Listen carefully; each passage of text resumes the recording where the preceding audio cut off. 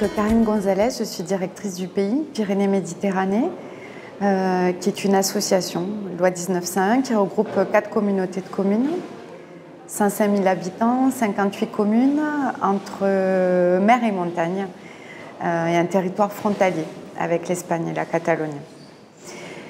Et donc nous sommes lauréats du prix de l'innovation territoriale dans la catégorie numérique pour un projet de carte numérique collaborative qui recense et met en avant toutes les initiatives et les projets en matière de développement durable.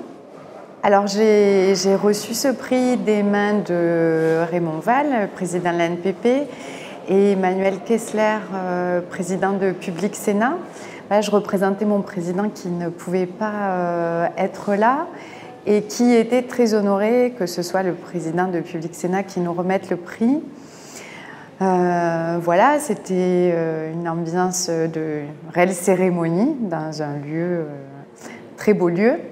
Voilà, entouré de tous nos collègues et des réseaux nationaux, voilà, qui donnaient aussi une valeur supplémentaire à ce prix, à cette reconnaissance nationale d'un travail hyper local, puisqu'on a tout réalisé en régie au sein de l'équipe et avec un groupe d'acteurs locaux qui nous a aidés qui a co-construit cet outil avec nous. On a sur le territoire un plan climat territorial depuis 2011. Donc on est sur les questions du développement durable depuis plusieurs années. Et trop souvent sur le territoire, on entend il ne se fait rien en matière de développement durable. Voilà, toujours une image un peu négative. Et donc on était persuadés qu'il fallait qu'on trouve un moyen de mettre en avant toutes les initiatives positives en termes de développement durable, autant public que privé, qui étaient en place, mais malheureusement méconnues. Et donc, on a répondu à l'appel à manifestation d'intérêt territoire à énergie positive avec nos 4 communautés de communes qui proposaient des actions conséquentes, plus liées à des économies d'énergie, à de la mobilité durable. Et nous, dans notre champ de compétences, on s'est dit c'est le moment d'imaginer un outil qui puisse valoriser toutes ces initiatives, mais un outil qui soit dans l'air du temps, dans les usages actuels. Et on avait la chance d'avoir dans l'équipe une personne qui fait du SIG, donc du système d'information géographique, qui est compétente en cartographie et surtout les outils numériques. Et donc, qui a pu piloter ce projet. Elle m'a proposé qu'on s'engage sur ce projet en me garantissant voilà, qu'elle avait les compétences pour le faire et qu'on pourrait aussi utiliser un logiciel libre. Donc ça, dans l'esprit, ça nous intéressait aussi, d'être dans un mode contributif dans cet outil. Donc tout ce qu'on a mis en place avec cette carte collaborative pourra servir à d'autres qui voudraient s'engager aussi sur ce type d'outil. Voilà tout le travail qu'on a pu faire là-dessus. Et donc, pour démarrer, on s'est entouré, comme on le fait toujours sur tous les sujets, d'un groupe d'acteurs volontaires, publics et privés, d'élus, de partenaires, de représentants des citoyens, pour bâtir le contenu de cet outil, préciser ses objectifs, ses cibles en termes de public et son design aussi, parce qu'il fallait que ce soit un outil agréable, qu'on ait envie de consulter. Donc on a construit tout ça à travers plusieurs réunions, beaucoup de réflexions, un travail d'équipe aussi important, parce on avait deux personnes pilotes du projet, donc Lénaïque qui est sigiste et Agathe en charge du plan climat, mais qui bénéficiait aussi de l'accompagnement du reste de l'équipe technique, voilà, des 6 autres personnes. Et donc, on a choisi d'avoir 2 volets principaux. Un volet service qui recense des propositions, des alternatives en matière de consommation et de mobilité, essentiellement. Sur un mode contributif, donc nous, on a pré-rempli la base, mais aujourd'hui, on demande à ce que les acteurs du territoire proposent des services. Donc nous, on joue un rôle de modérateur, mais qui est vraiment cette dynamique de participation aussi. Nous, on a construit un outil qui correspond a priori aux attentes en termes d'information des citoyens. Et l'idée, c'est que les citoyens puissent voir d'une part la richesse des initiatives en termes de services qu'on trouve sur le territoire et puissent par ailleurs y contribuer à titre individuel ou dans le cadre de leur association ou de leur propre entreprise. Et on a un volet projet, donc là qui recense un peu plus des projets, alors aujourd'hui en majorité publique, qui touchent à l'économie d'énergie, production d'énergie renouvelable, d'économie circulaire, de mobilité durable et douce. Et là, l'idée, c'était de montrer aussi aux citoyens ce que les collectivités engagées en termes d'action pour réduire l'empreinte écologique aussi sur le territoire, et que les porteurs de projets, ça c'est un deuxième objectif, puissent communiquer entre eux, bénéficier de l'expérience de l'autre, parce qu'à l'échelle de nos 58 communes, toutes ne savent pas ce que fait la commune voisine ou un peu plus lointaine.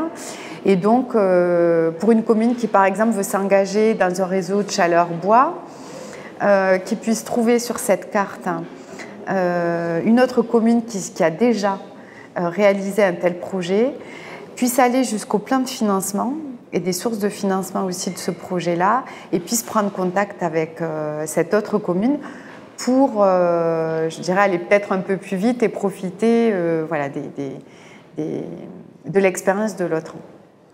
Voilà. Donc on a mis 1 an et demi à peu près à bâtir cet outil. Ça a été un gros travail de concertation, de conception aussi sur le support numérique, parce que l'outil existant ne nous suffisait pas. En tout cas, ne correspondait pas tout à fait à nos objectifs. Et donc, il y a des adaptations de l'outil qui ont été nécessaires. Donc, ça a été un travail important qui n'est pas tout à fait encore finalisé. Voilà, il y a quelques 2-3 trucs encore à rectifier. Le design aussi, on a travaillé avec un graphiste pour voilà, faire en sorte que cet environnement soit agréable et que les cibles, les personnes aient envie d'y aller et d'y retourner surtout, parce que c'est ça l'idée. Et ensuite, on a l'habitude de bâtir des outils. Et on sait que la clé, elle est aussi dans la communication sur l'existence de cet outil-là. Ce qui n'est pas notre métier premier. Mais on sait que, voilà, quelquefois, on crée des super outils, mais qui sont méconnus.